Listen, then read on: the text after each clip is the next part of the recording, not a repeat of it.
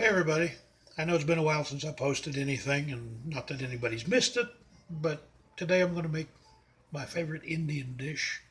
It's called chicken tikka masala.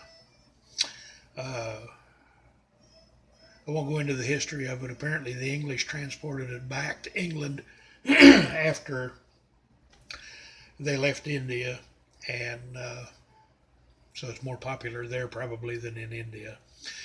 But either way, it's very, very good, very tasty, very flavorful.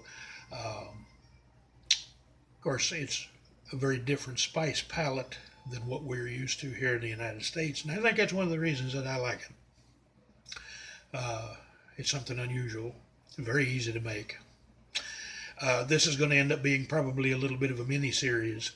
I still don't have a camera with a pause button on it, so I'm going to post this in parts. Now, what I have done, and you can use chicken breast if you like. I prefer not to use chicken breast because it tends to be a little tough, but I prefer using the thighs. And what I've done, I got 4 pounds of chicken thighs, and I've trimmed a lot of the fat off of it, but not all of it. Of course, where there's fat, there's flavor. So you want to leave some of it on there because it'll render out when you're cooking it. But we'll get into that later. So basically what you want to do is look like this.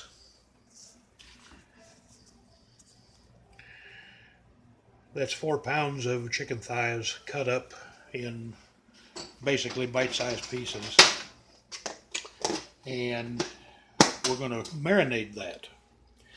Now, what we're going to do, you make your marinade for this, and I've doubled the recipe. The recipe for 2 pounds of chicken is a cup of plain yogurt, 1.5 tablespoons of garlic, 1 tablespoon of ginger, 2 teaspoons of a mix called garam masala. It's available at Walmart and the neighborhood markets. That's where I get mine. A teaspoon of turmeric, a teaspoon of cumin, a teaspoon of cayenne, and a teaspoon of salt. And what you're going to do, you mix all of that together and then put it on the chicken and put it in the refrigerator to marinate. You can go as little as 30 minutes, you can go a couple of hours, you can go overnight. The longer it sits, of course, the more flavorful it's going to be.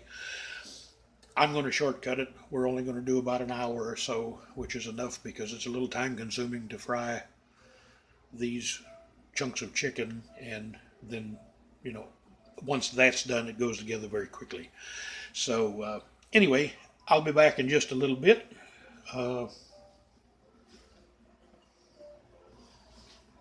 Cheers.